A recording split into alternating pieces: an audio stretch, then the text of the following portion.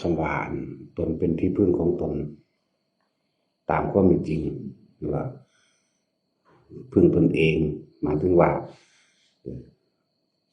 โดยความเห็นต่างๆเราก็ต้องเห็นไปตามความเป็นจริงเราจึงสามารถเข้าใจคำว่าตนเป็นที่พึ่งของตนได้เห็นว่าสัตว์โลกเป็นไปตามกรรมเห็นว่าสิ่งศักดิ์สิทธิ์บ่อาจสามารถสิมาดลบันดาลอย่างใดเลยเห็นว่า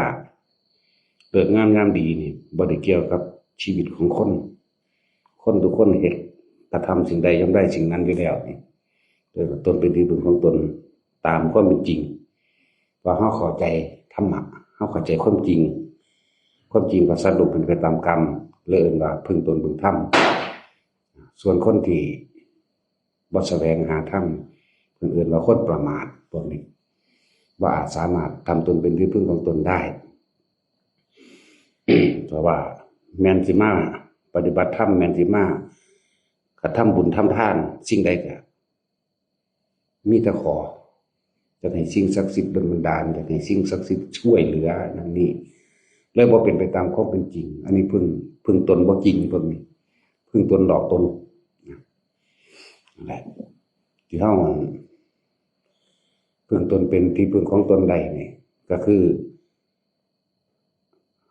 การได้ช่วยเหลือบุคคลผู้อื่นโดยบ่หวังสิ่งใดตอบแทนพอทีแรกเฮาก็เฮ็ดมาแต่เป็นเด็กน้อยนั่นล่ะแต่ว่าบ่มีผู้ใดรู้บ่มีผู้ใดใส่ใจพอปานใดนั่นแหละบ่มีไผใส่ใจบ่มีผู้ใดสนใจเพราะกำลังมันบ่ทันได้พอแต่เฮาก็เฮ็ดไปเรื่อยช่วยเหลือบุคคลผู้อื่นไปเรื่อยเท่าที่ตัวเองเฮ็ดได้สะสมจนเกิดความเคยชินเป็นอุปนิสัยเป็นความเคยชินไปเรื่อยวันนี้ เฮ็ดมาเลยจนร่างกายเฒ่าแก่ชรามาเรื่อยแต่ว่าการกระทำของเฮาเริ่มต้นแรกจากจุดเล็กๆถึงน้อยก็หนึ่งจากจุดเล็กๆที่เฮาคอยเฮ็ดสังสมของเฮามาเองเฒ่าแก่ชราลงมาแล้วกำลังเฮากลับมากยิ่งกว่าเก่าจักบ่ล่ะคำว่ากำลังมากขึ้นก็เพราะว่าสิ่งที่เฮากระทำไว้นั่นแหละกลับย้อนขึ้นมาหาเฮาเองมันมีกำลังมากขึ้นชื่อเสียงก็มีมากขึ้นและคนที่เห็นด้วยเห็นดีก็มากขึ้นทุกสิ่งทุกอย่างเลยเกิดกลายเป็นว่ามันเป็นแค่เรื่องง่ายๆไม่ใช่ภาระแต่ว่าเป็นเรื่องเบาเรียกว่าอะไรกำลังร่างกายทางร่างกายนี่อาจจะแบกยกของหนักบ่ได้เหมือนเดิมแต่ว่าร่างกายอันอื่นแยกภาคหมายถึงภาคกายอันอื่นอันเกิดจากใจของเฮาเองที่เฮาแผ่ออกไปคือเฮาได้ทำการช่วยเหลือบุคคลผู้อื่นโดยบ่สิ่งใดโดยบ่หวังอันใดตอบแทนนั่นเองเลยเกิดกลายเป็นคนจากหนึ่งคนคือเฮาเองเริ่มเป็น2 3 4 5เป็นหมื่นเป็นแสนเป็นล้านไปได้แขนขาเฮาก็เลยมีมากขึ้นเข้าใจว่าล่ะสิแบกยกหนังก็เลยเป็นของง่ายโดยเฮาบ่ได้แบกเพราะว่าสิ่งที่เฮาสร้างไว้ในใจของเฮาเองเฮาสร้างไว้ที่มันติดเป็นอุปนิสัยของเฮาเองเกิดเป็นความผ่องใสโดยความบริสุทธิ์ใจของเฮาเองคนอื่นเป็นหมื่นเป็นแสนเป็นล้านเลยเกิดกลายเป็นแขนขาของเฮาเองเข้าใจบ่ล่ะนั่นแหละสิแบกอีหยังกะเบาไปเบิดเลยเป็นบ่ต้องแบกสิเดินเหินไปทางใดก็ช่างกับผู้อื่นเป็นแขนเป็นขาให้แถวเห็นป่ะนั่นแหละคำว่าตนเป็นที่พึ่งของตนอันหนึ่งเห็นป่ะนี่ ยิ่งเขาแก่ชราลงมากำลังวังชายิ่งมากพละกำลังยิ่งมากเข้าใจบ่คำว่าพละกำลังยิ่งมากบ่แม่นร่างกายเฮาเด้แต่พละกำลังในความปรารถนาหวังดีให้แก่หมู่สัตว์โลกทั้งหลายด้วยเกิดก็กลายมาเป็นกองกำลังเฮาเองและคำว่าตนเป็นที่พึ่งของตนก็ดีบ่แม่นความเห็นแก่ตัวเด้แต่ว่าสละตัวเองเพื่อผู้อื่นได้นี่ผู้อื่นก็เลยย้อนขึ้นมาเองหังเฒ่าหังแก่หังชรากำลังหังหลายจักบ่ล่ะคิดว่าร่างกายคิดว่าสิไปหันมานี่บ่ได้ยิ่งไปได้ไกลยิ่งเห็นยิ่งใหญ่ขึ้นไปอีกกว้างขวางขึ้นไปอีก งานใหญ่ๆงานหนักๆเลยเกิดกลายเป็นแค่ของเบาเนาะเลยเป็นของที่สำเร็จก็ได้โดยง่ายโดยพลันสั่นแหละบ่ได้คือกันเด้กับพวกบ่ได้กลับกันกับพวกที่ไม่อาจสามารถทำตนเป็นที่พึ่งของตนได้จากให้ทานการช่วยเหลือบุคคลผู้อื่นมีแต่หวังสิ่งนั้นสิ่งนี้เป็นเครื่องตอบแทนให้กับขี้ไปนี่ที่เหนียวบ่อยากให้เขาเห็นบ่เลยกลายเป็นคนแคบๆไปทางใดเขาก็บ่อยากต้อนรับเฮ็ดหยังเขาก็บ่อยากซอยเขาบ่จ้างเห็นบ่ของเฮาบ่ได้จ้างด้วยบาทนี่มันต่างกันเป็นคนที่หวังพึ่งพาแต่ผู้อื่นโดยที่แรกก็เข้าใจว่าเจ้าของเป็นคนมีเงินก็จ้างเอาเฮ็ดกันจังซี่คนประเภทอย่างนี้เวลาไม่ถูกใจดูถูกเข้าใจบ่ดูถูกดูแค้นด้อยค่าเขาเหยียบย้ำเขาบ่ได้ให้กำลังใจกับเขายิ่งเฒ่ายิ่งแก่ชรากำลังทางกายก็เบิดกำลังทางใจก็เบิดจะบ่นี่พวกนี้สิเว้าอีกอย่างนึงว่านี่แหละคือเรียกว่าคนเป็นหมดบุญเพราะว่าบ่สังสมบุญกุศลนั่นเองเอิ้นคนเป็นเบิดบุญร่างกายก็เบิดกำลังไปพร้อมจักบ่ล่ะจิตใจก็เบิดกำลังไปพร้อมเพราะว่าจิตใจนี่ใส่ไปแต่ในทางความเห็นแก่ตัวเนาะคิดเฮ็ดอีหยังอยากได้เดี๋ยวนี้เขาถ้าบ่ได้ล่ะศูนย์เกิดความโมโหเกิดขึ้นเด้นั่นแหละความโลภตัดออกเบิดอารมณ์แปลมาเฒ่าแก่ชราลงมาแล้วบัดนี้ฮอดบ่มีผู้ใดอยากเหลียวแลดูเห็นบ่ล่ะเขาสร้างเสียกำลังทั้งนั้นถ้าเสียกำลังทั้งใจกำลังทั้งบารมีมาจากไสแต่ตัวเองบ่ได้สร้างตัดทอนกำลังใจกำลังบารมีแห่งตนเองบ่ต่อยอดให้เกิดเป็นผลให้เกิดเป็นอย่างที่ยิ่งใหญ่นะเฮ็ดอีหยังก็ยากเด้บัดนี้หั้งเฒ่าแห้งสิไปเฮ็ดเองก็เฮ็ดบ่ได้เห็นบ่ล่ะส่วนคนที่ตนเป็นที่พึ่งของตนโดยธรรมตนเป็นพึ่งโดยเมตตาโดยกรุณาโดยมุทิตาโดยอุเบกขาและประโยชน์นั้นเป็นประโยชน์เพื่อผู้อื่นล้วนๆคนประเภทนี้แม้ลาภสักการะจะเกิดขึ้นมากมายแต่เขาไม่อยากได้มันเลยอย่างวัน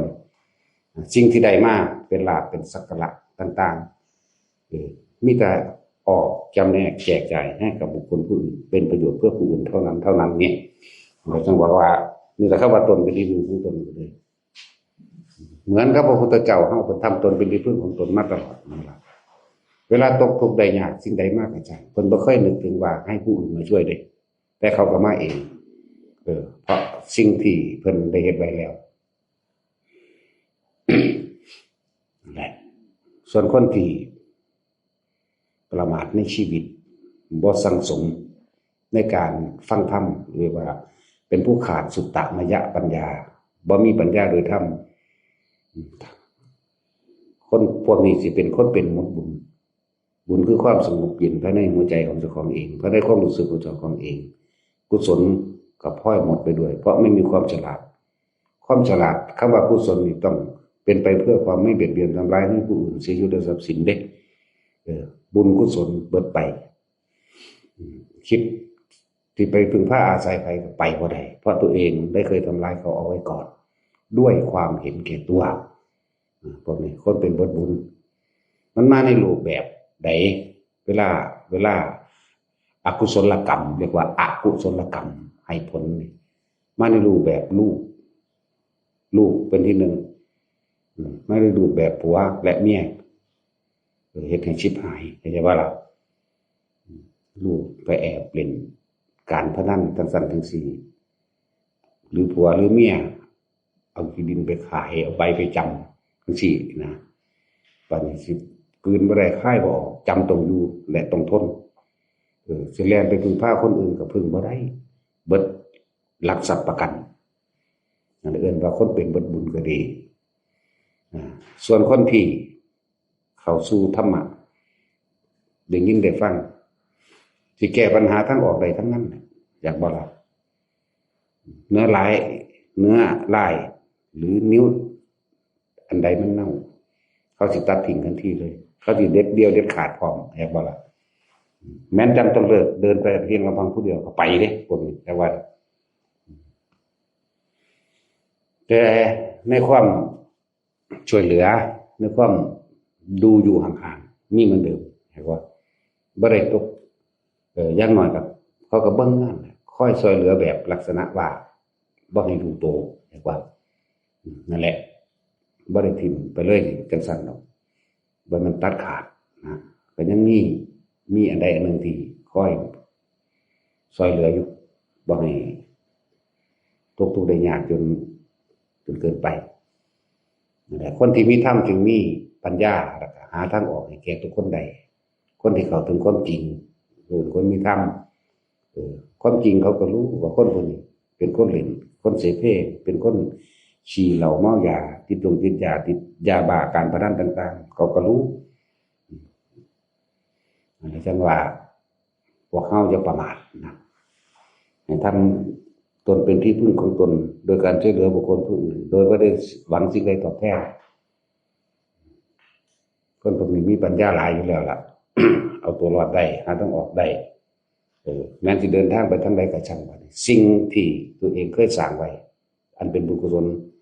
สร้างไว้ก็ไผก็สร้างมองได้ก็สร้างในสุดท้ายแล้วเรียกว่าบุญกุศลทั้งหลายเหล่านี้สิเกิดกลายเป็นบุญจริตไม่ค่อยปกป้องคุ้มครองตัวเองที่เพิ่นว่าคนมีบุญตกน้ำบ่ไหลตกไฟบ่ไหม้เป็นจริงว่าไงแม้จะมีอันตรายเพียงใดก็สามารถหลอดออกมาได้ทั้งนั้นนี่ว่าพวกเฮาคนควายไปแล้วก็การที่ได้ช่วยเหลือภัยกับฉันจะไปหวังสิ่งตอบแทนเด้ซื่อๆโลดเฮานี่ทำด้วยความเสียสละนี่เป็นแค่คำพูดแต่จริงๆเราทำเพื่อผู้อื่นไม่ได้ทำเพื่อให้ได้มาไม่ได้ทำเพื่อที่จะเอาเฮาบ่อยากได้หยังทั้งสิ้นแต่ว่าเราเหตุเบิ่งว่าความเห็นแก่ตัวมันยังมีบ่บัดนี้ทุกคนลองย้อนเข้ามาหาตัวเองเด้อ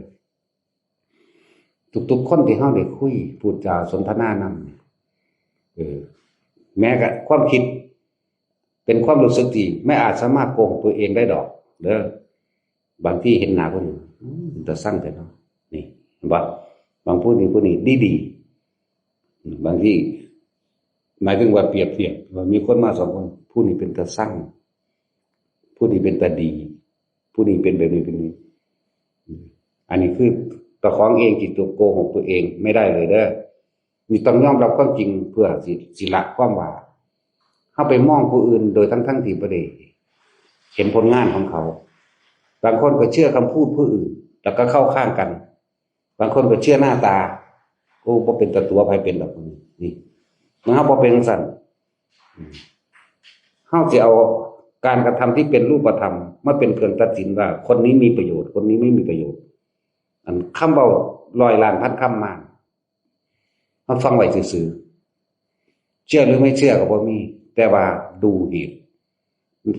เหตุของคนนี้เหตุหมายถึงว่าพูดยกอ้างว่าตัวเองดีแบบนี้แต่ว่าเฮาไปเบิ่งผลของคำพูดการสร้างประโยชน์ที่ตัวเองพูดมานั่นน่ะจับต้องได้หรือไม่กินอยู่ได้หรือไม่นอนได้หรือไม่อาศัยได้หรือไม่พี่เฮาเบิ่งเอาพี่เด้เฮาเบิ่งเอาตัวพี่อยู่เด้เฮาบ่ได้เบิ่งบ่ได้ไปตัดสินโดยหน้าตาและวาจาแห่งคำพูดบ่ได้ไปตัดสินเอาวาทกรรมของไผเดี๋ยวในความรู้สึกทั้งเบิดที่คนเดินทางเข้ามาหาเราเสมอกันเบิดบ่มีหักไผบ่มีสั่งไผเสมอกันเบิดบ่ได้ว่าหอยอีห่านหรือสั่งเลยว่าบ่มีนี่ความจริงในความรู้สึกของสิบ่มีเลยเสมอกันเบิดคือเคยเว้าไว้มาหลายก็ช่างเฮาก็เอาบุญให้มาดีก็เอาบุญให้มาหลายก็เอาบุญให้มาดีเอาบุญให้มาหลายให้บุญเข้าใจว่าล่ะพอกันเบิดบ่ได้ว่าผู้นี้หน้าตามันตะสั่งเนาะผู้นี้เว้าดีเนาะเขาเว้าจริงเด้นั่นก็บ่ว่าท่านได้ไปตัดสินว่าผู้ใดเว้าจริงหรือเว้าบ่จริงดูผลงานนี่ต่างหากบัดนี้คนที่มาอยู่นำเฮาคนนี้เป็นโทษบ่ได้สร้างเลสที่ขับไล่เข้าใจว่านี่คนนี้เป็นโทษต่อผู้อื่นให้ออกไปเข้าใจว่าล่ะมีโทษทำร้ายผู้อื่นไล่ออกไปเข้าใจว่าล่ะสั้นแหละบ่แม่นว่า มีความลำเอียงอะไรอันหนึ่งหรือขัดผลประโยชน์บ่แม่นแล้วสิ่งนี้มันคนทุกคนมันโกหกตัวเองความรู้สึกตัวเองบ่ได้เด้นั่นแหละจังว่าถามผู้นั้นผู้นี้เขามามีความพอใจกับบ่พอใจกับผู้นั้นผู้นี้นะบ่สิมารูปร่างหน้าตาวาจาแบบใดก็ช่างเฮานี่รับไปทั้งเบิดบัดเฮาสิเบิ่งผลงานว่าเขานี่ทำตนเป็นประโยชน์กับบุคคลผู้อื่นหรือไม่แม้นทำแต่ว่าขี้โม้คุยโว้อวดด้อยค่าผู้อื่นแต่ว่ายกตนเรียกว่าทำดีเอาดีติดดีถ้าทำดีแต่ว่าไปด้อยค่าคนอื่นยังไม่ใช่ความดีเห็นบ่ล่ะถ้าดีแล้วก็ต้องไปอวดไปอ้างว่าเจ้าของทำดีไหมแบบนี้ก็เฮาก็ตักเตือนมันบ่ล่ะเพิ่นนี่เป็นคนทำดีอยู่เฮาเห็นเป็นรูปธรรมเกิดขึ้นเป็นประโยชน์อยู่เสียอย่างเดียวปากบ่ดีจังซี่นะแต่ว่าสิว่าให้สร้างให้มีความไม่พอใจกับบุคคลบ่มีเลยมีแต่ค่อยตักเตือนถ้าตัวเองทำดีแล้วนะอย่าไปด้อยค่าบุคคลผู้อื่นว่าเขาผู้อื่นไม่ดีเพราะคนดีจริงๆเขาไม่กล่าวตู่ไม่ใส่ร้ายหรือไม่ยกตนทับถมบุคคลผู้ใดแต่เฮาสิเว้ากันเห็นอยู่เลยคือพ่อใหญ่นายแล้วถ้าไผสิเว้าจังได๋กูก็เฮ็ดไปงุ่มๆงามๆตามภาษากูเข้าใจบ่ล่ะแล้วไม่ใช่จอยยังบ่ทันใดเข้าใจบ่ไม่ใช่จอยนี่ยังบ่ทันใดนั่นเป็นตาสั่งนี่เป็นตาสั่งอย่าให้มันกินนะสั่งมันนี่ว่างคิดว่ามันเป็นอยู่แต่ก็ทำดีเรียกว่าล่ะสั่งฮอดพ่อฮอดแม่มันพุ่นลูกมันดีอยู่แต่ว่าสั่งพ่อสั่งแม่มันพุ่นมันเกี่ยวกับมาฮอดนี่พุ่นเด้สิไปว่าหยังเนี่ยทุกคนสิเป็นร้อยหน้าพันตาเป็นหมื่นเป็นแสนเป็นล้านก็สร้างเสมอกันเบิดนี่คือสิ่งที่เฮาเป็นแล้วผู้อื่นสามารถหรือเป็นแบบนี้บ่ความรู้สึกที่บ่เป็นความรู้สึกที่ว่าพอใจกับไม่พอใจยังบ่ได้เกิดกับไผเลยเสมอกันเบิดจะสิมารูปร่างหน้าตาจังได๋ก็สร้างเฮาก็แนะนำเหมือนกันทั้งเบิดมาผู้เดียวก็ตามมาหลายคนก็ตามพอกันเบิดเลยใส่ใจเบิดทุกอย่างมันมีความรู้สึกอย่างหนึ่งคือทุกคนที่ผ่านเข้ามาเฮาเหมือนเป็นว่าดุจดังแขนขาอวัยวะของตนหมดเด้มันเหมือนกับคนผู้นั้นเป็นคือแขนขาอวัยวะของเฮาเองเป็นตับเป็นปอดเฮาเองเป็นเลือดเป็นเนื้อเป็นหนังเฮาเองทอกันเบิดบ่ได้มีแยกๆนี่บ่ได้เป็นแบบนั้นเสมอกันบ่มีแบ่งแยกคนนี้หน้าตาเป็นตาสั่งคนนี้หน้าตาเป็นตาหักนี่บ่มีเสมอกันเบิดนี่คือสิ่งที่ทุกคนต้องเอาไปเทียบตัวเองเด้อคำว่าวางจิตเป็นกลางมันเป็นจังได๋พวกเจ้ายังมีความรู้สึกว่าผู้นั้นก็ดีอยู่ดอกองค์สั่งหน้าตามันบ่ยิ้มก็มีเด้ เนาะนั่นแหละเฮาเบิ่งผลงานตัวผลงานจังสิเป็นเครื่องรับประกันเจ้าสิว่าเจ้าอวดอ้างหยังมากก็ช่างหรือว่าอวดอ้างก็ช่างแต่ก็เบิ่งไปเพราะว่าเฮาต้องการว่าถ้าผลงานแห่งความดีของผู้นั้นจับต้องได้ถ้าเป็นน้ำก็ดื่มกินได้อาบได้ใช้ได้ถ้าเป็นอาหารก็กินได้ที่อยู่อาศัยก็นอนได้ใช้ได้อาศัยความสะดวกสบายในรถในเรือได้พี่ได้เฮาตัวพี่ไปเด้เฮาผลงานตัวพี่ไปเด้เฮาบ่ได้เอาโอ้โหเราดีๆเด้อบ่ทันเห็นผลงานหยังอยู่ดีๆโลดแค่คำเว้าเนาะนั่นแหละเฮาจึงไม่เชื่อคำว่าไม่เชื่อก็บ่แม่นว่าไปตัดสินเลยทีเดียวเด้หมายเอาว่าอย่าเชื่อเพราะได้ยินได้ฟังสืบต่อกันมาอย่าเชื่อเพราะว่าบุคคลผู้นั้นสมควรที่จะเชื่ออย่าเชื่อเพราะว่าได้กระทำต่อกันมาบ่ล่ะนั่นแหละอย่าเชื่อเพราะว่าประเภทนี้อย่าเชื่อเพราะว่าการฆ่ากันนี้ตามเหตุผลตรรกะแห่งตนนะฟังนี่เป็นกลางเบิดเวลาเขาเว้าเรื่องนั้นเรื่องนี้ธรรมดาแต่เบิ่งแต่จะฮู้อุปนิสัยว่าให้อยู่ด้วยกันนานๆแม่นบ่ล่ะนานเท่าไหร่นานซ้ำตายจากกันพุ่นล่ะ เฮาอยากรู้ความจริงรู้อุปนิสัยของบุคคลผู้นั้นนี่เป็นแค่คำบอกที่จริงเขาบ่อยากรู้หยังแต่ว่าเป็นคำพูดคำบอกก็คืออยู่ร่วมกันนานๆแล้วสันดานและอุปนิสัยแท้จริงของเขาจะออกเองออกในทางใดในทางเป็นคนดีดีนี่คือเสียสละเพื่อผู้อื่นคำว่าดีเฮาเป็นบุคคลที่เสียสละเพื่อผู้อื่นโดยไม่หวังสิ่งใดตอบแทนเฮ็ดทำเพื่อผู้อื่นแต่ไม่ได้พูดยกความดีของตนที่กระทำนี่เขาก็เฮ็ดไปของเขานะเฮาก็ฮู้ในเฮาเองอ๋อคนนี้เป็นจังซี่จังซี่บ้านนี้นี่คือคนดีสมควรปกป้องเฮาก็ปกป้องเข้าใจบ่ล่ะก็ว่าปกป้องคนดีพอคนดีนี่บ่หวังลาภยศสรรเสริญและเงินทองทำเพื่อผู้อื่นโดยท้ายเดียวบ่สนใจว่าไผสิด่าไผสิแต่ว่าเมื่อมีการกล่าวตู่ใส่ร้ายเฮาก็ต้องปกป้องเข้าใจบ่ล่ะนั่นซั่นล่ะคนเสียสละมักสิบ่เว้าอวดตนเด้คนเสียสละจริงๆจะไม่พูดอวดตนเองว่าตัวเองทำดีอย่างนี้อย่างนี้นี่เขามีหน้าที่ทำอย่างเดียวทำแล้วทิ้งพวกนี้แต่ว่าเฮ็ดแล้วก็ทิ้งไปเลยบ่ได้เอายกมาบอกนั่นนี่เฮาก็ต้องยกขึ้นมาเป็นตัวอย่างเป็นธรรมดาปกป้องเป็นธรรมดานะจังหากนั่นแหละบางคนเสือเขาบอกกันเร็วๆนั่นแหละชิบหายไปอย่างเงี้ยบ่ล่ะเขาชวนไปลงทุนนั่นลงทุนนี่เฮ็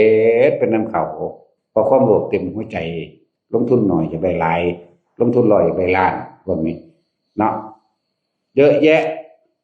แหละที่เฮาเตือนอยู่เรื่อยๆดอกพอเข้ามาปฏิบัติอย่าไปลงทุนทำธุรกิจอันใดหนึ่งนำกันเด้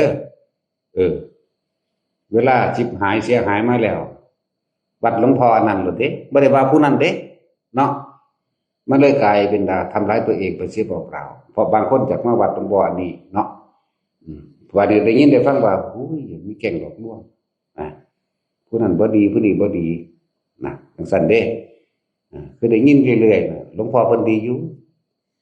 แต่ว่าคนอยู่ในวัดบ่ดีนั่นพวกกันฝ่ายต้อนรับเบาๆปากของมันก็ดีนะคือระวังสินะแต่ว่าเฮาก็ฟังไว้นะฟังไว้เป็นธรรมดาเฮาบ่ได้ไปตัดสินว่าคนเฮาดีหรือบ่ดีเพราะว่าคนมันเอาตามอารมณ์เจ้าของก็มีเห็นบ่ล่ะบางทีเว้าบ่ถูกใจก็ไปกล่าวตู่ใส่ร้ายเขาก็มีเพราะว่าเฮารู้พอเฮาอยู่นำกันนานๆเฮาฮู้ว่าผู้ใดมีอุปนิสัยแบบใดใช่บ่ล่ะผู้ใดเห็นแก่ตัวหรือบ่เห็นแก่ตัวมันก็รู้ในนี้แหละก็รู้อยู่นี่แหละต้องเฮาอยู่เป็นกลางมั้ยเฮาว่าเข้าข้างไผอยู่แล้วสั่นก็มีคือจังเขาว่ามาฝ่ายต้อนรับบ่ดีบางทีเจ้าก็ฮ้อนเกินไปก็มีบ่แม่นว่าเขาบ่ดีเข้าใจว่าล่ะบางทียังล่ะถ้าว่าเขามาฝึกหัดปฏิบัติธรรมมันเบิ่งอารมณ์เจ้าของไปเด้เนาะมันเบิ่งอารมณ์เจ้าของเด้ก็บ่แม่นให้คนอื่นมาบอกเอาใจเจ้าของโอ้ยหลายแบบหลายอย่างอะไรก็ดีอยู่ดอกเสียอยู่อย่างเดียวก็ว่าไปอีกนึงแต่ว่าบ่เคยคิดย้อนกลับมาว่าเสียอะไรที่ตัวเองยึดเห็นบ่ล่ะยังก็ดีอยู่ดอกหลวงพ่อก็ดีอยู่ดอกเสียอย่างเดียวคนในวัดคนต้อนรับหลวงพ่อปากก็ดีแต่บ่เคยคิดว่าใจเจ้าของบ่ดีเองเนาะนั่นแล้วแค่มาชั่วคราวแต่ว่าเขาอยู่เป็น5 ปี 6 ปีเห็นบ่ล่ะต่างกันอยู่เด้ตัวเองมาชั่วคราวมาว่าผู้อื่นบ่ดีแล้วนี่นั่นแหละควรจะปรับปรุงตัวเองสั่นนั่นแหละมันบ่แม่นเรื่องธรรมดาในการให้คำแนะนำต้อนรับอย่างต่างๆหรือแนะนำสถานที่แนะนำที่อยู่อาศัยพาไปหาหม้องพักสำหรับพวกแอดมินต้อนรับเขาดีเนาะฟังดีๆนะว่าต้อนรับผู้ใดปานว่าแขกผู้มีเกียรตินะบ่ต้องเข้าใจว่าตัวเองนี่มาปฏิบัติหยังดูความจริงของตนเองว่าตัวเองกำลังยึดอะไรเด้คำว่าปฏิบัติธรรมดูความจริงตัวเองบ่แม่นให้เขาเอาใจถามหาแอร์ถามหาพัดลมถามหานั่นถามหานี่แต่เขาบอกว่าไม่มีค่ะต้องเอามาเองเครียดเขาก็มีเห็นบ่จังซั่นแล้วจักสิมาแมงยังได้ก็หาว่าไปแนวนั้นแล้วเนาะอาจสิ สิให้คนเป็นคนใช้เขาบ่ให้เฮ็ดเด้เขาบ่ได้ให้พวกนี้เฮ็ดบัดนี้นั่นแหละคนเฮามันต้องเห็นทุกข์เห็นความบ่พอใจของเจ้าของเองมันจึงจะเห็นความจริงว่าตัวเองกำลังยึดสิ่งใดจึงเรียกว่าเห็นทุกข์นั่นแหละจึงเห็นธรรมเห็นความจริงที่ไปสมมติว่าถ้าเจ้าของสิมาทำหน้าที่นี้ทำได้บ่เนาะ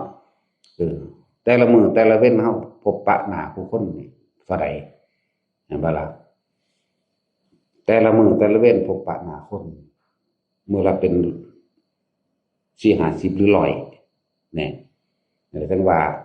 บัดนี้เฮาเน้นเฮาที่พวกเฮาอยู่ในนี้ว่าเขาถามนั่นเขาถามนี่วางจิตเป็นกลางได้หรือยังมีความพอใจคำเบาผู้นั้นหรือบ่พอใจคำเบาผู้นั้นเข้าใจว่าล่ะสิแนะนำเขาจังไดแนะนำแบบเฉดสีแนะนำแบบสั้นลำเอียงเข้าใจว่าแนะนำแบบอคติหรือแนะนำโดยจิตเป็นกลางนี่พวกเขาทุกคนอยู่ในนี่ก็เป็นธรรมดาพวกเขามาแบบบ่รู้เขาต้องถามบ่ล่ะพวกเขาสิจะสั่งเว้าเสียดสีเขาก็มีทิ่มแทงเขาก็มีเนาะนี่คือสิ่งที่เราต้องละออกพอใจกับไม่พอใจต้องไม่มีนี่แหละก็ต้องอธิบายเป็นธรรมดาสำหรับคนที่ต้อนรับอยู่นี่บ่ล่ะก็บ่แม่นต้อนรับอีหยังดอกก็เป็นธรรมดาเขาบ่รู้เขาจึงถามอย่าเอาอารมณ์ออกมาตอบเลย ดีก็บ่ให้ตอบโดยอารมณ์โมโหอารมณ์บ่พอใจก็บ่ให้ตอบโดยอารมณ์ให้เป็นกลางๆนี่จักบ่มันเป็นกลางๆบางทีเขาเจ้ามาอยู่ใหม่บ่รู้นั่นบ่รู้นี่ก็บ่แม่นด่ากันไปเลยเด้ที่หลายๆหม่องเฮาเคยไปอยู่แล้วนี่เฮาก็เอาประสบการณ์ตัวเองไปเคยไปหม่องหันหม่องนี้มาเฮาไปมื้อแรกว่าอย่าไปเฮ็ดอย่างนั้นเว้ยโอ้ยบ่จักทิพย์จักแดนหยังจังซี่นะก็เฮาบ่รู้ก็บอกเฮาที่แนะนำเฮาตัวอันบ่ล่ะก็บ่รู้แต่เฮาก็บ่ปากเฮาก็เบิ่งตัวเองปึ๊บขึ้นมาทันทีเราจะไม่ทำอย่างนี้เฮาสิเบิ่งตัวเองเพื่อสิเอาไปปรับปรุงตัวเองเข้าใจว่านี่เขาด่ามาปั๊บๆๆจังซั่นจังซี่จังว่าเวลาเสียบัดนี้ก็โอ้ยวัดนั้นบ่ดีเสียวัดบ่ได้เสียคนเด้เรียกว่าล่ะวัดนั้นบ่ดีวัดนี้บ่ดีว่าไปได้บัดนี้การลงทุนก็เหมือนกันวัดหลวงพ่อมันเนาะแล้วเด้เขาบ่ได้ว่าผู้นั้นผู้นี้เด้เขาบ่ออกสื่อผู้นั้นผู้นี้เด้อยากว่าล่ะบัดนี้ครับใช้วิธีการสมมุติว่ายืมหนี้กันคืออันอีนั้นไปขายยานั่นแหละวันนี้เขาก็ใช้วิธีการมาทำลายวัดเขาก็เข้าใจว่าย่านเฮานั่นย่านทั้งชื่อเสียงวัดหรือหลวงพ่อเสียน่าจะเขาก็เอาเข้าได้ไปขู่เอาเงินแต่ว่าล่ะเงินยืมทั้งสั้นแล้วนั่นแหละจริงๆเฮาบ่มีหน้ามีตาอยู่แล้วเฮาบ่มีชื่อเสียงอยู่แล้วนั่นเขาคิดผิดเพียงแต่ว่าเฮาสงสารซึ่งกันและกันหาคืนให้กันเท่านั้นเด้แต่ว่าคนที่นั่นก็บ่รู้สึกโตดอกบ่รู้สึกตัวว่าเจ้าของทำผิดโอ้หลายอย่างนะแต่เฮาวางใจทุกคนต้องวางใจเป็นกลางให้มันเป็นเด้อ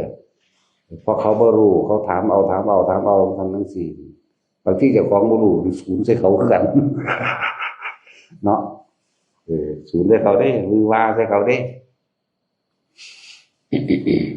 ทุกคนเกิดมาด้วยความบ่รู้นั่นแหละตัวเขาเองก็บ่รู้เหมือนกันนี่คือจุดหนึ่งที่อยากให้ทุกคนถามตัวเองเฮาพบคนมากหน้าเหมือนมันบ่แม่นร้อยตาพันตามากหน้าพันตามันเป็นหมื่นๆแสนๆบ่ได้แต่เฮาฮู้มานี่เห็นมานี่แม่นบ่ล่ะเลยรู้สึกว่าทุกคนเสมอกันเบิดสิบ่มีความผู้นี้ท่าทางเป็นตาสั่งผู้นี้ถามทั้งสัตว์ทั้งสี่กูสั่งบ่มีเด้นี่แต่พยายามที่จะอธิบายเข้าใจเหตุเข้าใจผลให้ได้ความรู้ให้ได้ความจริงให้ได้สิ่งที่เขาต้องนำไปคลายตัวเองเด้บ่มีในคำว่าอารมณ์ แบบบ่พอใจบ่มีสั้นๆแหละพวกเขาต้องสังเกตตัวเองด้วยบัดนี้ว่าคือบางที่ไปพักกุฏินี่สร้างคนนี้กูจากย้ายนี้จากคนนี้หายวิธีย้ายนี่เป็นยังคือบ่อยู่ซื่อๆนี่ก็มีในตัวพวกเขาเองในพวกอยู่รวมกันสั้น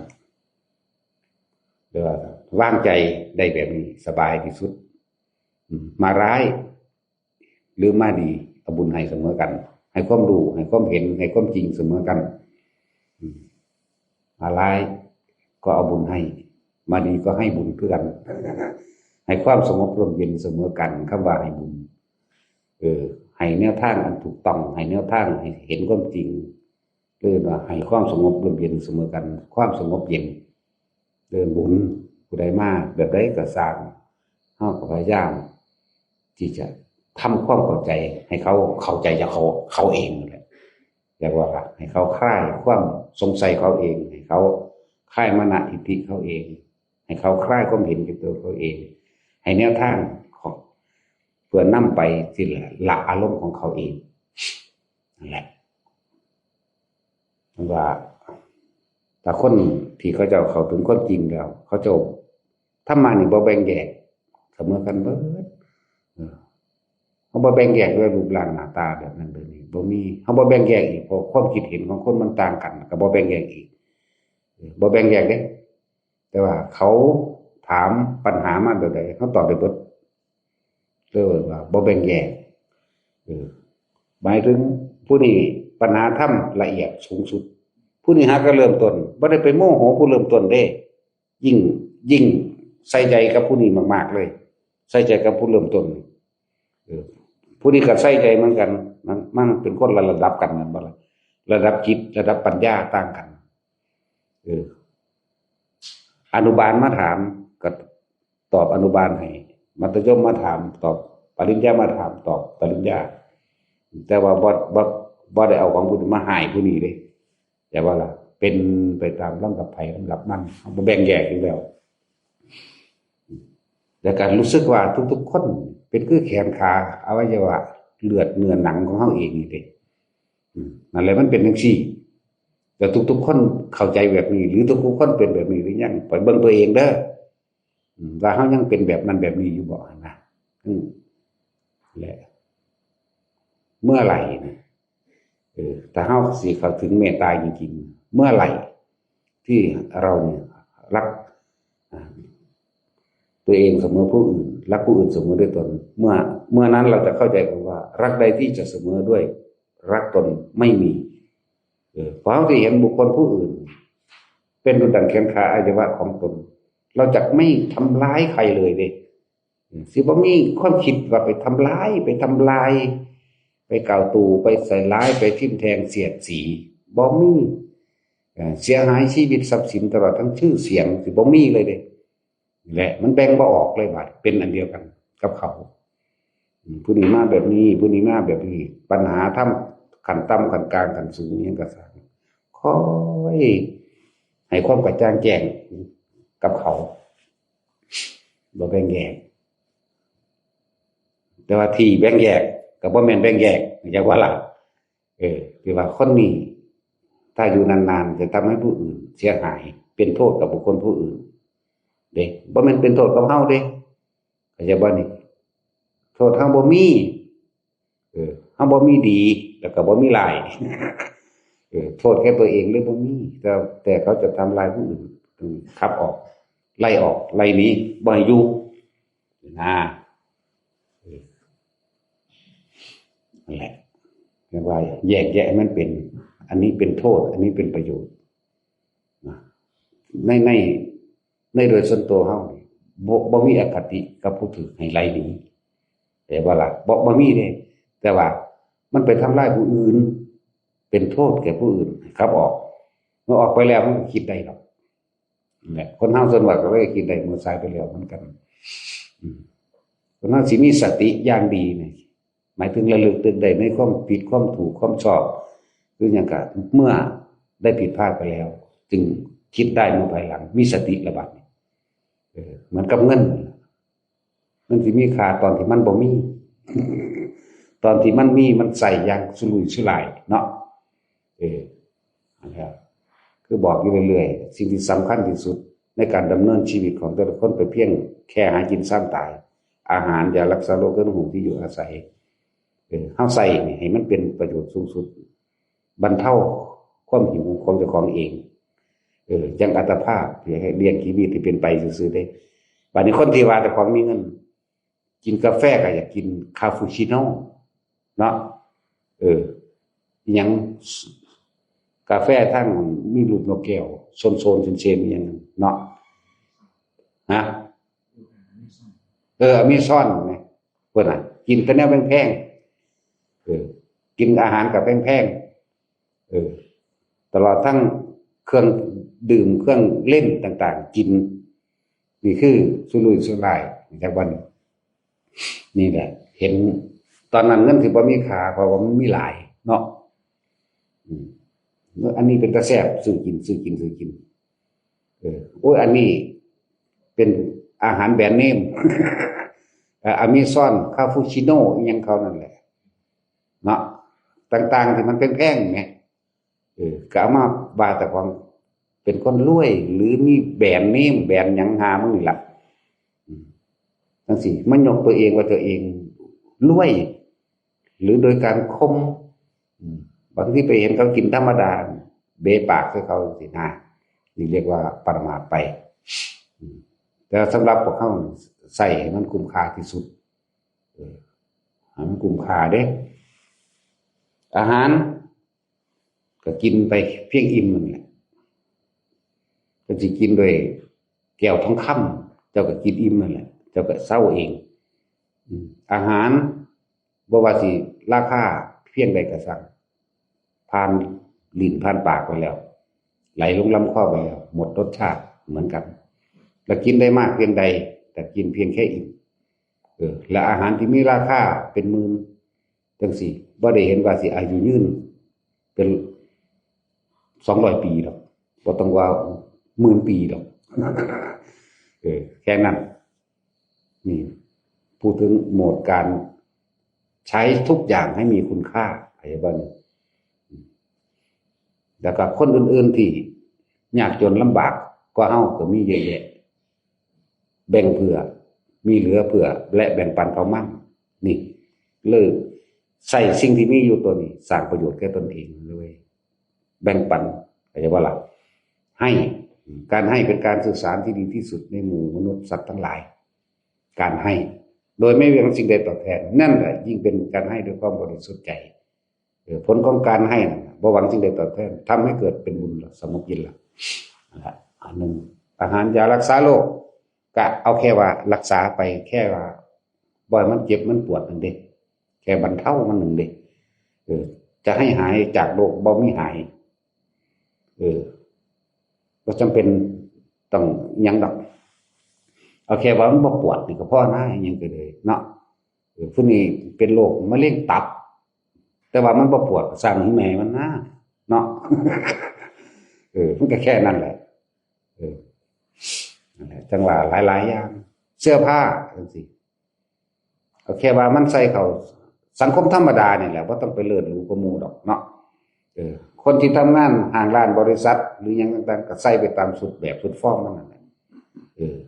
ของใส่กระเป๋าก็จำเป็นต้องแบรนด์เนมใบละแสนล้านดอกรองเท้าก็เหมือนกันมันใส่ได้ดีเหมาะกับตัวเองก็ใส่ไปเถอะบ่จำเป็นต้องว่าโอ้โหรองเท้านี่คู่นี่ 30,000 พุ่นเด้คู่ละ10,000 พุ่นเด้บ่จำเป็นดอกนั่นล่ะบ่ใส่ไปแล้วก็เห็นว่าสิสร้างประโยชน์หยังกับไผได้เกียรติเงินตรงนั้นอยากบอกมาเอาไว้ใช้แบ่งปันกับผู้ที่เขาไม่มีมั่งเนี่ยอันจะเครื่องห่มเครื่องใส่เครื่องสอยอย่างต่างๆสารพัดลดหน่อยลงมาให้เห็นคุณค่าของตัวเองมั่งเมื่อเห็นคุณค่าของตัวเองก็เห็นคุณค่าของผู้อื่นมั่งอาหารยารักษาโรคเครื่องนึ่งตลอดทั้งที่อยู่อาศัยก็เห็นเพราะมันอยู่ได้คงทนกันร้อนกันหนาวไปทั้งสั้นบ่ต้องไปประดับประดายังเดือดรู้ดอกบางคนติดแอร์ให้หมดหลบนั่นแหละพวกนั้นไม่อาจสามารถทำตนเป็นที่พึ่งของตนได้พวกนี้ บ่ได้แบ่งปันผู้อื่นไม่แบ่งปันคนอื่นแต่ว่าล่ะคอยประดับประดาแต่ตัวเองเด้เนี่ยจึงบอกว่าหลายๆอย่างที่คนที่คิดถึงกันโดยความจริงใจบริสุทธิ์ใจก็คือความดีความดีทั้งหลายเหล่านั้นแหละจะกลับมารักษาตัวเองแม้นแก่ชราก็มีกำลังมากเห็นป่ะล่ะแม้นแก่ชราก็มีกำลังมากเลยน้ำใจยังสิสู่กำลังใจก็เลยเอิ้นบารมีไปว่าอย่างกำลังใจมันออกจากใจบารมีศูนย์รวมออกจากใจบารมีกับบารมีทางกายหมายถึงเฮาให้อาหารยารักษาโรคเครื่องที่อยู่อาศัยเครื่องอำนวยสะดวกกับคนทั้งหลายบัดนี้สิ่งทั้งหลายเหล่านั้นก็กลับขึ้นมาหาเฮาเองบารมีทั้งวาจาคือพูดคำไหนเป็นคำนั้นรับปากกับเฮ็ดได้บ่มีการเสียสัจจะบ่มีเสียคำบอกเลยเว้าอีหยังขึ้นคนก็เชื่อตัวเรื่องนี้จริงแล้วก็ทำจริงเราจึงพูดบางคนไปให้ความหวังกับคนทั้งที่เขาอาจจะมีความหวังกับเฮาเพียงคำเบาเดียวแต่เฮ็ดให้เขาเสียชีวิตก็ได้เฮ็ดให้เขาเบิดความหวังหรือเฮ็ดให้เขาล่มละลายชิบหายไปเลยก็มีจักว่าล่ะนั่นแหละบ่เล่นๆบ่หัวๆบ่หยอกๆบ่จริงบ่จังเขามีความหวังเพียงหนึ่งเดียวกับทำลายความหวังของเขาก็มีนั่นแหละบางทีคนจังซั่นเว้าอีหยังเขาก็บ่เชื่อนะมันนักการเมืองเว้าพวกเฮาเชื่ออยู่ติอยู่ดีกินดีเฮาก็หาเลี้ยงเจ้าของคือเก่าเนาะเราจะรวยไปด้วยกันอยู่ดีกินดีถ้าได้เป็นแล้วจะเอานั่นให้จะเอานี่ให้นะมันก็เฮ็ดเอาแต่มันนะเปรียบเทียบพวกนี้ที่อยู่อาศัยมันคิดถึงคนที่บ่มีมั่งมันสร้างเอาขนาดลงรถซื่อๆก็เฮ็ดห้องแอร์ใส่มันบ่ธรรมดาเด้แนวมื้อนี้ลงรถเฮ็ดห้องแอร์หรือว่าได้สำคัญจำเป็นอีหยังก็ซื้อมาเพิ่มจังซี่นะของใช้ของซอยที่มันก็เลยว่าถ้ามีมากมีเหลือก็เพื่อแผ่ผู้อื่นมั่งนี่คือทำเกินว่าถ้าพึ่งตนเองแท้ๆก็คือการได้ช่วยเหลือบุคคลผู้อื่นนั่นแหละคือพึ่งตนพึ่งทำกับพึ่งก็คือเอาความจริงของทุกชีวิตทั้งนี้แหละเป็นเครื่องดำเนินชีวิตเห็นตามความเป็นจริงคนเฮาเกิดแล้วต้องแก่ต้องเจ็บต้องตายอยู่แล้วถ้าอยากให้ผู้อื่นช่วยเหลือตนเองก็ต้องช่วยเหลือบุคคลผู้อื่นเสียก่อนเมตตาตนคือการได้ช่วยเหลือบุคคลผู้อื่นนั่นแหละคือการเมตตาตนบ่หาก็เป็นคำแพร่คำเบาดอกสัตว์เตสัตตาสัตว์ทั้งหลายทั้งปวงที่เป็นเพื่อนทุกข์เกิดแก่เก็บตายด้วยกันทั้งหมดทั้งสิ้นจงเป็นสุขเถิดเว้าซื่อๆมันสิสุขบ่แม่นบ่เห็นเขาตกทุกข์ได้ยากอยู่โอ้ยพี่เป็นดึกว่าตัวเองตกทุกข์ได้ยากเองเฝ้าแล่นไปใส่ก่อโกยดึงกระชากกันขึ้นมาเพื่อให้พ้นออกจากความทุกข์ยากลำบากตรงนั้นเห็นบ่ล่ะนี่จังแม่นสัพเพสัตตาที่เป็นเพื่อนทุกข์แท้นี่เห็นบ่เกิดแก่เก็บตายด้วยกันทั้งหมดทั้งสิ้นนั่นน่ะนี่จังหากนะบ่แม่นแค่คำเว้าไปว่าเด้อย่าได้เบียดเบียนซึ่งกันและกันเลยเห็นบ่ตัวเองต้องไม่เบียดเบียนผู้อื่นเสียก่อนเข้าใจบ่นี่นั่นแหละถือว่าฟังมันเข้าใจกรรมหมายถึงการกระทำทั้งปวงอันเกิดจากใจก็รู้สึกนึกคิดของเฮาเองด้วยแล้วการกระทำทั้งหลายการเฮานี่มันเป็นดุจดังเงาตามตัวเฮาไปเด้จักบ่ล่ะมันเป็นดุจดังเงาทำร้ายก็เงาร้ายนั่นแหละตามเราไปทำดีก็เงาดีนั่นแหละตามเฮาไปผลของการกระทำทั้งหลายย่อมย้อนคืนมาสู่ตนมันบ่ไปหม้องอื่นดอกไปทำร้ายบุคคลผู้อื่นก็คือการทำร้ายตัวเองไปด่าเป็นเสียสีไปให้ร้ายไปกล่าวตู่ไปทิ่มแทงเขาก็กล่าวตู่ใส่ร้ายตัวเองเหมือนเดิมบ่ไปใช้ถ้าเฮาเข้าใจเรื่องของกรรมเข้าใจตามความเป็นจริงดีแล้วเฮาสิบ่กล้าทำลายไผดอกเฮาสิเพียรประคองตัวเองให้ออกหนีจากความเห็นแก่ตัวของสัตว์โลกเพราะสัตว์โลกที่เกิดมาเพราะว่าความเห็นแก่ตัวตัวเดียวน่ะพาเวียนมาตายเกิดก็ดีความไม่รู้นั่นแหละความบ่รู้ความอยากตัณหาอุปาทาน ก็ความเห็นแก่ตัวนั่นแหละตัณหาอุปาทานก็ดีมองลึกเข้าไปโทษทั้งหลายแหล่พวกเขาพากันยึดขึ้นยังเป็นเรื่องที่เผาเฮาได้มากที่สุดราคะขีณาก็แม่นรูปรสกลิ่นเสียงเป็นเสบียงแห่งทุกข์ราคะขีณาเมื่อไม่ได้ดังใจแล้วเกิดความกระวนกระวายเร่าร้อนแล้วโทสะขีณาย่อมเกิดกลายเป็นไฟพวกนี้เป็นไฟที่บ่แม่นเผาเนื้อหนังแต่ว่าเผาใจอย่างว่าเฮ็ดให้ใจเฮารู้ร้อนกระวนกระวายนอนก็บ่หลับมันโมโหเนาะนั่นแหละราคะขีณาโทสะขีณามันใหม่เจ้าของก็ได้โทสะขีณานั่นแหละเพราะว่าบ่รู้ธรรมจึงเป็นโมหะขีณานอนอยู่ในไฟสามกองราคะโทสะโมหะนี่เองเห็นโทษเป็นทั้งสิบหน้าซึ่งอสุภะอสุภังก็เป็นเครื่องอยู่และเครื่องคมนั่นแหละอย่างนั้นแต่ว่าการมองไปโดยปัญญาก็คือนั่นแหละคือการเห็นโทษการพิจารณาอสุภะการพิจารณาอาการซับซ้อนการพิจารณาลมให้มันเป็นธาตุดินน้ำไฟลมเกิดขึ้นตั้งอยู่ดับไปเสื่อมสลายนั่นนี่ถ้าให้คอยเห็นโทษนั่นแหละมันต้องประกอบกันเห็นโทษของมันราคะเนี่ยในตัณหาราคะตัวนี้ความอยากได้ในรูปในรสได้กินเสียงฆ่ากันก็ได้ฆ่าคนอื่นก็ได้ฆ่าเจ้าของก็ได้บางคนอยากให้คนอื่นมางอเจ้าของฆ่าตัวตายปานเขาสิเงินเนาะบางคนฆ่าผู้นั้นล่ะฆ่าผู้กุมักละตายบางคนก็ฆ่าเจ้าของบางคนก็ฆ่าผู้อื่นเพราะว่าเป็นน้ำผู้นี้บ่ให้กูสารพัดมีแต่ออกนอกเบิดเนาะนั่นแหละพอบ่เห็นความจริงของเจ้าของเองตัวเองกำลังเป็นทุกข์กับอะไรบ่สางเข้ามาที่ใจของเองนะสั่น อย่างว่าแต่ละคนคือว่าเรื่องคนเป็นเบิดบุญบ่แม่นคนตายเบิดบุญเด้คนตายมันก็ตายไปตามกรรมของมันเองเรียกว่าล่ะบางคนก็ตายแต่น้อยเบิดบุญแต่น้อยเป็นไปตามกรรมสารโลกเป็นไปตามการกระทำของตัวเองทำร้ายเบียดเบียนให้ผู้อื่นเสียชีวิตมันทรัพย์สินมันลักษณะนั้นพวกที่ชอบรังแกสัตว์และคนนั่นแหละพวกนี้เจ็บไข้ได้ป่วยอายุสั้นพันตายพวกมักลักมักจี้หรือโกหกทำให้ผู้อื่นเสียชีวิตตัวนี้ทรัพย์สมบัติกับบ่อยู่หามาได้เท่าไหร่ก็ชิบหายเท่านั้นเหมือนเดิมแบบนี้นะหลายอย่างพวกคนจิตตัวหลอกตนคนที่อยู่ในโอวาทต่อของบ่ฟังความเขาก็ตัวของขึ้นด้วยกันลักษณะนั้นแบบคนที่มักกินเหล้าเมายาหรือสนับสนุนส่งเสริมผู้อื่นกินพร้อมตัวเองก็เกิดมาเป็นคนที่น้อยเปียเสียขาพระเจ้าอ่อนนั่นแหละหลายอย่างที่พวกเขาต้องมองเข้ามาอันนี้เห็นเราจ่อๆนี่ก็ได้ทุกคนเกิดมาเดี๋ยวนี้วิดีโอนี้บ่เหลือจะคนเลยว่าสิบ่ตายเบิดเจ้าสิมีสมบัติมากมายเพียงใดก็ช่างเจ้าก็ต้องตายจากสมบัติมากมายเจ้าจะมีคนที่เจ้ารักเจ้าหวง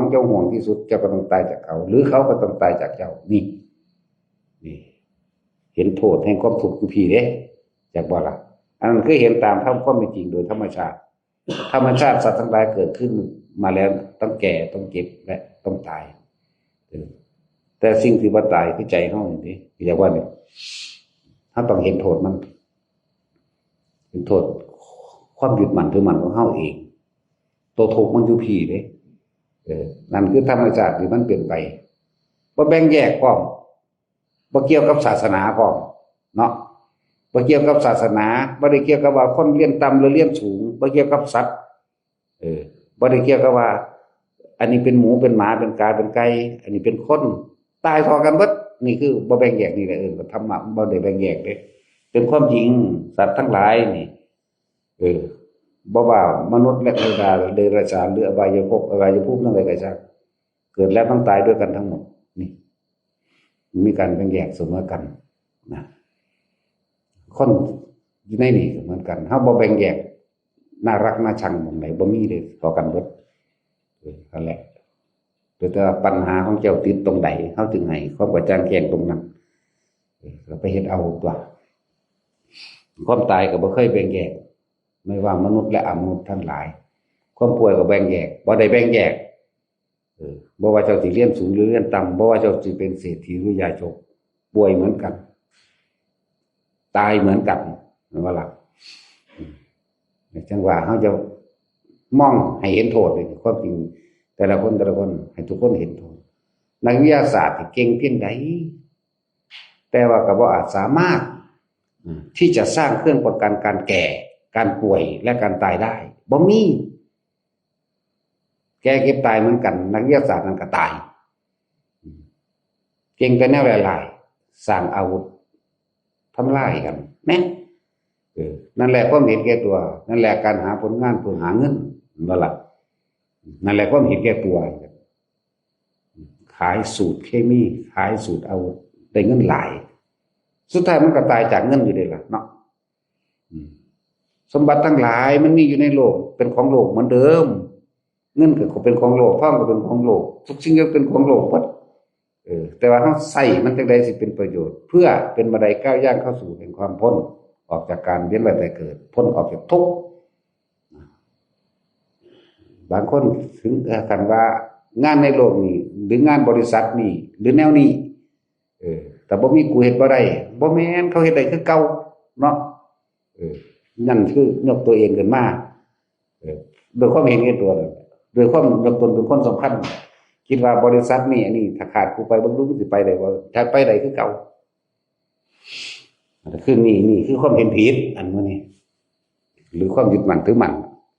เฮ็ดให้เจ้าของลำบากซ้ำซ้อนเรื่องพวกเฮามองตามความเป็นจริงเลยพวกเฮาอยู่ในนี่อีกไม่นานบ่ถึง100 ปีหรอกบ่มีไผจะคนอยู่ดึงนี่เดี๋ยวนี้เรียกว่าล่ะตายเบิดสิ่งที่รักถ้าเขาไม่ตายจากเราเราก็ตายจากเขาสิ่งที่มีอยู่เนี่ยมันก็อยู่ของโลกคือเก่าต้นไม้เลือดสวนไรหน้าอยู่เหมือนเดิมเลยพวกเขาหนักตายทองคำก็อยู่เหมือนเดิมเงินก็อยู่อันเก่าแหละเนาะแล้วใส่เฮ็ดจังได๋เฮาสิเฮ็ดมันเป็นบันไดเพื่อก้าวเข้าไปสู่ความพ้นออกจากสิ่งที่มีโลกนี้มันก็อยู่มีคือเก่าแผ่นดินก็อยู่คือเก่าไปเฮ็ดจังได๋เฮาสิดำเนินชีวิตโดยความบ่มีโทษความพัฒนาสูงสุดของโลกก็คือถ้าเฮาเข้าใจธรรมชาติหรือธรรมะคือว่ารักตัวเองเป็นรักได้ที่จะเสมอด้วยรักตนเป็นไม่มีแต่เฮาหักตัวของเป็นจริงๆแล้วคำว่าเมตตาสิเกิดขึ้นในตนเองแล้วเราก็ต้องเมตตาผู้อื่นได้ด้วยคือรักผู้อื่นเสมอด้วยตนรักตนเสมอด้วยผู้อื่นเฮาเลยบ่ทำร้ายไผกรุณาเห็นความทุกข์ยากลำบากของผู้อื่นเป็นเหมือนของตนช่วยเหลือซึ่งกันและกันมุทิตาคือความยินดีในการที่บุคคลผู้อื่นได้ดีตามธรรมตามคุณธรรมบ่แม่นได้ดีแบบขายยาบ้ามากูดีใจนำบ่แม่นเข้าใจบ่ล่ะบ่แม่นได้ดีแบบแย่งชิงเบียดเบียนเขาเพื่อได้ตำแหน่งมากกูดีใจนำบ่แม่นนั่นคือว่าจิตเฉยๆเห็นโทษพร้อมถ้าเขาได้ดีตามความสุจริตธรรมโดยคุณธรรมก็ดีใจนำเขาอย่าอิจฉาอย่าริษยาเห็นบ่ล่ะสุดท้ายก็ต้องวางจิตต้องเป็นอุเบกขาเหมือนเดิมนั่นแหละคนที่ทรงพรหมวิหารใส่วิหารใดนี่ก็ควรธรรมดานั่นแหละเมตตาเนี่ยคือรักผู้อื่นเสมอด้วยตนรักตนเสมอด้วยผู้อื่นบ่มีการแบ่งแยกทั้งคนและสัตว์เห็นเท่าไรหมายิ่งหมาอดมันเป็นโทษอยากบ่ล่ะเฮาฮู้หมานี่แต่ผู้ใดผู้หนึงเลี้ยงไว้ในกุฏิเจ้าของเองหวงกุฏิหวงทินหวงเจ้าของ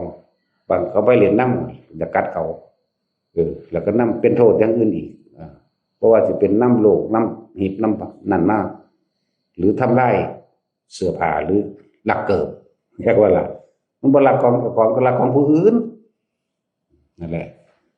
เขาบ่ได้สั่งมันเด่นเขาหักมันเด้เขาจังให้มันหนีเรียกว่าหมามาลักของอยู่ของกินหรือหมาหรือแมวหรือกาก็สั่ง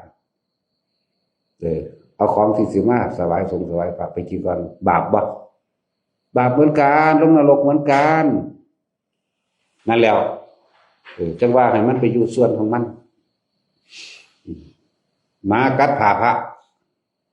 บาปปะบาปเหมือนกันนั่นแหละหักมันก็จะว่าล่ะเมตตามันเหมือนเมตตาเฮาเองพอเฮาว่าบ่ได้เกี่ยวกับศาสนาใดๆทั้งสิ้นบ่ได้เลือกบุญเลือกบาปเลยสัตว์ทั้งหลายกระทำสิ่งใดแล้วย่อมได้รับผลของกรรมนั้นๆสืบไปนี่ไหมแล้วก็ล่ะสั่นแล้วมันมากัดหนังสือเฮาขาดมันทำลายของสงฆ์เด้อจักว่าล่ะบาปนักเล่นก็เลยกัดหนังสือสวดมนต์เฮาขาดมาดึงเฮ็ดนั่นเฮ็ดนี่แตกเอามันสิไปหาได้บ่ใส่มันทำลายหนี้สงฆ์เป็นอยู่บ่เป็นมันบ่ฮู้จักหยังก็เพราะว่ามันบ่ฮู้จักหยังล่ะจึงเมตตามันหน่อยออกไปอยู่ในส่วนของมันบัดนี้มากัดคนแม่นบ่ล่ะคนก็อาจสิเป็นโรคเสียเวลาหรือเจ็บปวดท้องแม่นบ่ล่ะสร้างศัตรูไปนี่แหละจึงบอกว่าอย่านำมาแบบนั้นซึ่งปกติเฮาเอาอาหารไปเทหล่อไปอยู่แล้วเนาะบ่จำเป็นต้องโอ้ยอย่างเขาบ่ฮู้ว่าของเมตตาที่เมตตาเจ้าของนั่นน่ะแต่เมตตาเจ้าของแต่ว่าทำร้ายผู้อื่นอย่าเฮ็ดอย่าบ่ล่ะมันเสมอกันเบิดไหมอันนี้เป็นของกว้างขวางจักบ่นี่พระยังบ่มีเมตตาเลยว่ะเนาะมีสร้างแมงเด้ ยิงมาเว้ากับเฮาจังซี่โอ้ยคือถีบปากมึงนั่นแล้ว มึงเมตตาเจ้าของซะก่อนด่าเขาเหมือนด่าตัวเองนั่นเมตตาเจ้าของบ่ละบาดนั่นก็ซั่นถ้ารู้บางสิด่าเขาคำตันที่เตือนเขาก็คือการทำร้ายตัวเราเองอันนี้เฮาป้องกันให้บ่ให้มันไปเป็นบาปบ่ว่าหมาบ่ว่าแมวเนาะคิดที่ว่าหนูสิบ่บาปหนูรักกินเขา คิดที่ว่าหนูสิบ่บาปหนูมากัดของสงฆ์เอาแม่อีกาเดินอีกาตัดสินได้ ก็ละอี ฝุ่นอีกาตัดสบายพระพุทธเจ้ากัสสปะเขาเจ้าปิ้งปลาขาวปิ้งปลาสูตร สิหาตัวในหีบนั่นแหละเขาจะกระหาค้อนไปกากระบินโฉบลงมามันก็จิกเอาหีบปิ้งปลาอย่างนี้ขึ้นไปบินไปกินทั้งปลายในการตัวนั้นตายแล้วไปใส่เป็นนรกอย่างบ้านี้เดี๋ยวนี้ก็ยังเป็นนรกอยู่ร่างกายบ้าใหญ่ธรรมดาเป็นกิโลเด้ความยาวของตัวมันเพราะว่ามันจะต้องถูกทิ่มแทงโดยไฟไหม้สั้นๆเนี่ยหอกดาบล้าวแหลมพุ่งผ่านบุญผ่านปีเขาเรียกว่าศพแบบไงกินทานไฟแบบไงเสือบกึบขาบกึบเข้าไปกับไหม้ตายลุกขึ้นไหม้ยังได้สิพ้นแน่มันรู้เรื่องที่ว่าละนะการมันคือบาปหนูมาลักกินกับพระเราเบิ่งแม่ หนูกับบาปหนูกับตกนรกนั่นแหละเป็นอย่างนั้นคือว่าไงคนยกในความสำคัญในกระบะหมาว่าให้เลี้ยงโดยเฉพาะตนอยากบอกไปเลี้ยงโดยเฉพาะตนให้มันเสมอหมู่เบิดนั่นแหละมันกัดคนแน่มันหยังแน่ละมันหวงที่แน่มันรักสิ่งรักของในนี่แหละพวกเจ้าไปทดแทนมันได้บ่ล่ะเนี่ยว่าสัตว์มันทำมันได้ของมันไปมันก็บาปของมันเองเลยล่ะนั่นแหละยังมันก็เป็นอันตรายต่อคนเด็กน้อยเด็กอย่างแน่บัดนี้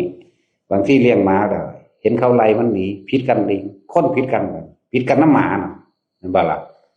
นี่แม้มันไปให้ความสำคัญตนอันใดอันหนึ่งเกิดขึ้นจึงบอกว่าบ่ได้ให้ความสำคัญนี่ปล่อยเขาอยู่ไปตามกรรมเขานั่นแหละ เฮาก็บ่ได้เอาไปฆ่ากินด้วยล่ะแต่พระพุทธเจ้าอนุญาตให้ฆ่ากินคือฆ่ากินแมงโดยแล้ว เฮ็ดเนื้อแดดเดียวเนาะปาจินเฮ็ดข้อขุนหมาแมงโดยเด้เพิ่นบ่ได้ห้ามว่าผู้เป็นอาหารเด้ ห้ามเป็นอาหารพระอยู่ผู้อื่นบ่ห้ามเลยล่ะ ใช่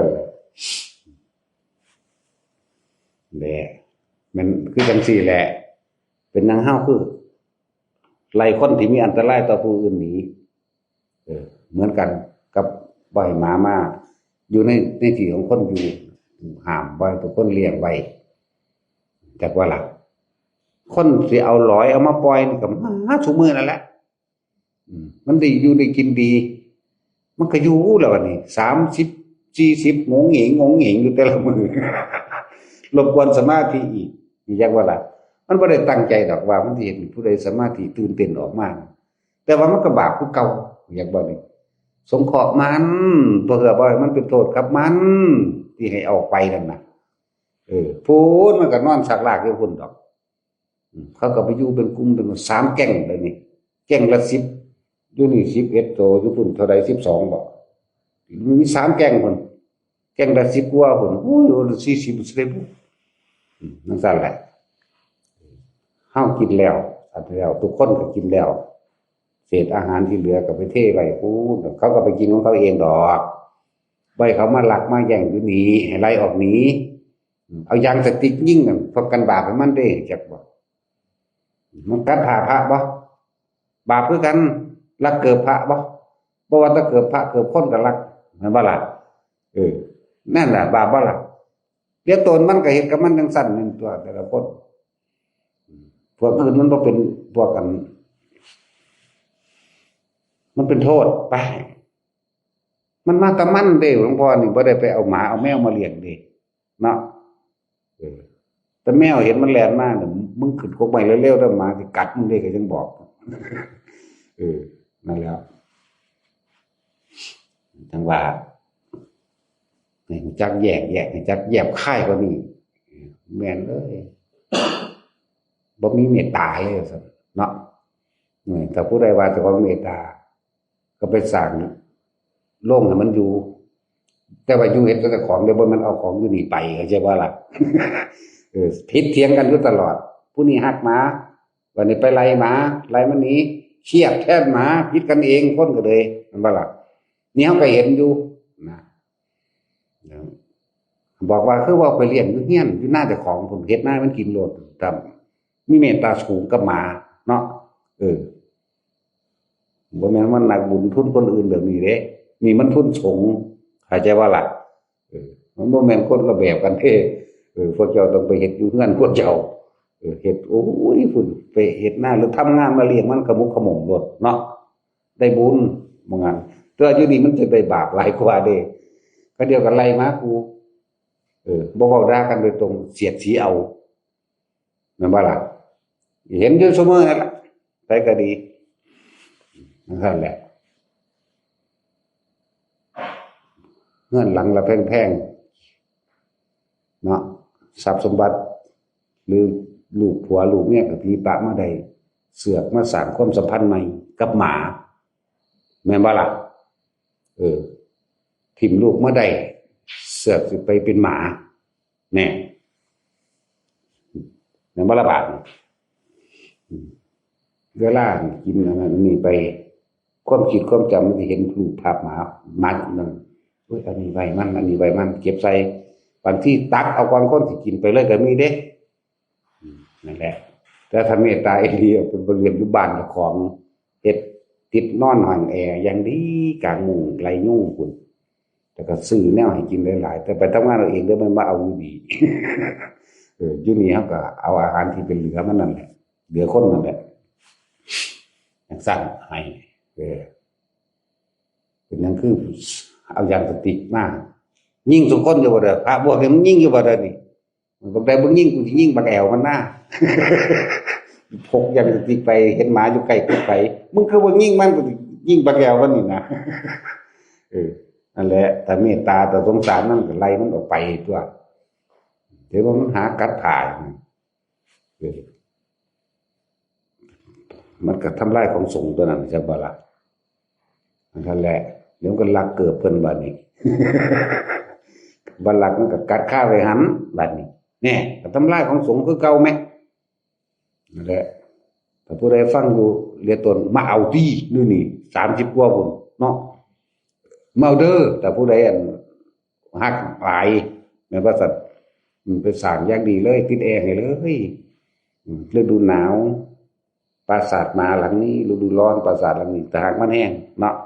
ให้กินอาหารมีเบิดเลยครบ8หมู่เนาะเพื่อไปหาหมู่ มีของร้อนมีของหวานมีของเย็นมีของคุณตัวคุณไปสั่งเนื้อสเต็กหูฉลามไม่กินคุณเมตตาแห้งอันว่าสัตว์ทรงมาเลี้ยนสูงแล้วมันต้องมองให้ไกลกว่านั้นมองให้เห็นโทษตัวโทษต่อของกำลังผูกพันบ้านหลังหลับแพงๆกันยังถิ่มมาใดสมบัติในบ้านก็หลายอย่างถิ่มมาใดลูกก็ถิ่มมาใดผัวก็ถิ่มมาใดหรือญาติๆก็ยังถิ่มมาใดเสือกมาผูกพันในกับหมา เลี้ยงเอาบุญกันเลี้ยงแบบที่เฮ็ดอยู่เดี๋ยวนี้แหละคนสัตว์ไปโลกมันยังจะได้ใช่ว่าล่ะว่าแม่นเอาความห่วงใยอะไรแล้วผูกพันกับไปใส่หมาตายแล้วมันเป็นหมาเด้ เป็นเศรษฐีมันก็ยังเป็นหมาตั้งเยอะแยะไปเกิดเป็นหมานั่นน่ะแล้วนี่ท่านธรรมบทเยอะแยะคนดอกคือว่าเราไม่ได้ศึกษาแต่คนบาดีโอ้ยเรามีเมตตาเราเลี้ยงหมาตัวพูนไปสั่งวิมานให้ยังดีเลยติดประดับประดาให้เนาะเราโค้งมาขึ้นเรื่องหมาอีกแล้วตั้งเหตุให้มันเป็นตั้งที่ได้บุญเลี้ยงสัตว์ที่ไม่มีเจ้าของหมานี่บ่มีใครเป็นเจ้าของแต่เขาไปเป็นเจ้าของมันบ่ได้หรอกมันสิผิดกันกับคนพร้อมมันสิเป็นหลักนี่พร้อมต้องมองเห็นโทษให้มันพร้อมเด้มองเห็นโทษให้มันนำมันบ่ได้หูจักหยังเด้มันสนุกสนานกับมันกินตอนนั้นนึงเด้มันหยังเด้แหละเบิ่งโทษของให้มันนำสิได้ตัวมันบ่ได้สร้างหมาจักโตได้ล่ะแล้วไหวว่าละบัดนี้30กว่าสิ40แล้วเนาะนั่นแหละบัดนี้เฮาย่างพาไปนี่ได้เฮาได้บัดเบิ่งแน่นั่นน่ะเอาแบบมาเลยสิแพงหมาก็หูอีกว่าบ่มีเมตตาไล่กูหนีเอามาไว้เนาะเอาสั่นบ่สุดเสือปัญญาใสมาเลี้ยงแต่ไล่กูหนีเอามาไว้จังซั่นแหละคิดไปไกลๆกว่านั้นตัวสิไล่หลวงพ่อนี้สิเลี้ยงมาสุดจะไปบิณฑบาตมันทางใดยังให้มันกินตรงนี้เนาะ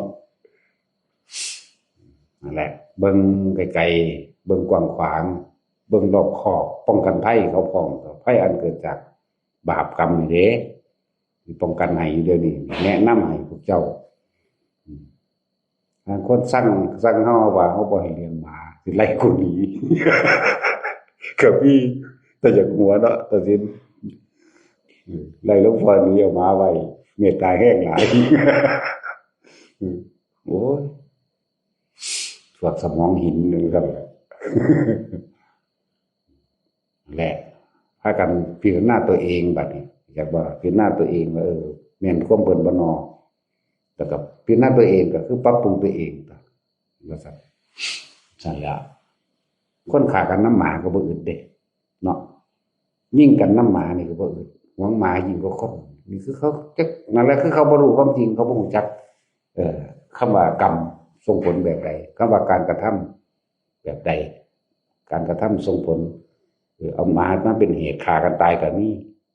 เป็นศัตรูคู่อาฆาตกันไปเลยก็มีเพราะหมาแล้วหลายอย่างอันนี้บอกถึงโทษของหมาตั้งแต่กาเบิ่งลุงไปเหยียบต้นไม้เฮาบ่ใหญ่เลยอันพอจะเป็นยอดขึ้นมาโอ้ยไปจิกกูเบิดบ่ใหญ่จักเทื่อกาก็เป็น100หมาก็30-40โอ้ยยังกันแน่พวกข้านี่แล้วกามาลักของนี่บาปหมามาลักก็บาปหนูกัดของก็บาปได้รับผลของกรรมนั้นสืบไปเบิดนั่นอ่านให้มันไกลนี่เด้อไปก็ดีแล้วหมาก็มาจากคนสัตว์เลี้ยงต่างๆมันบ่เลี้ยงกระช่างบ่ว่าสิเป็นกะรอกกะแตหมูหมากาไก่เนาะมาจากคนนี่กามีแต่กาดำๆเลยบ่มีกาขาวเนาะพวกกันฟังเบิ่งเข้าใจแล้วว่ากาขาวจักว่าทินกาขาวชาวศรีวิไลจักบอกนั่นแหละทินกาขาวยกย่องคนเลวเป็นคนดีเขาทินกาขาวโดยธรรมชาติกามันมีได้สีขาว เนาะนั่นแหละเอิ้นทินกาขาวชาวบ้านก็บรรลัยจังว่า มันเป็นสิวิไลมันบ่มีสิริมันเป็นสิวิไปแล้วเห็นว่าสิริ อันนั้นจะเป็นดีมันเป็นสิวิบัติจากว่าคำว่าวิมาจากคำว่าวิบัติเมื่อคนเลวถูกยกย่องว่าเป็นคนดีเรียกว่าถิ่นกาขาวสิริได้หายไปเหลือแต่สิวิจากว่าวิหยังวิบัติสิริได้หายไปเพราะการยกย่องคนเลวว่าเป็นคนดีนั่นแหละเลยวิบัติหรือบันไล่จากว่าสั้นจังพวกกันที่เลี้ยงม้าไว้ไล่หลวงพ่อนี้นี่แหละ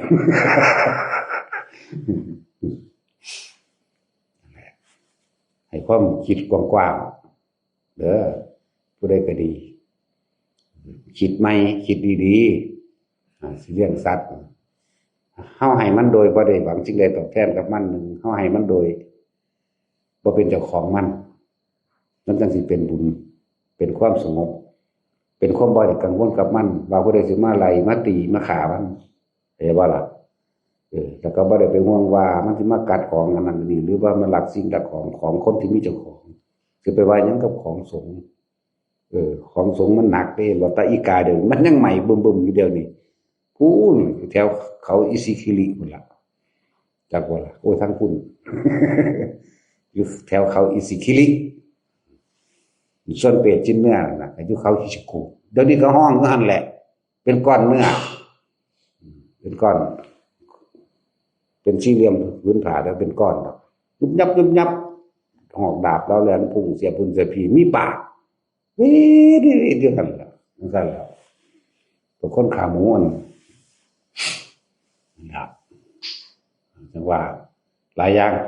นะสมทานเฮ้ยลืมบอกเรื่องบวชเลยตะเศร้าเด้อพากันจับแต่งเอา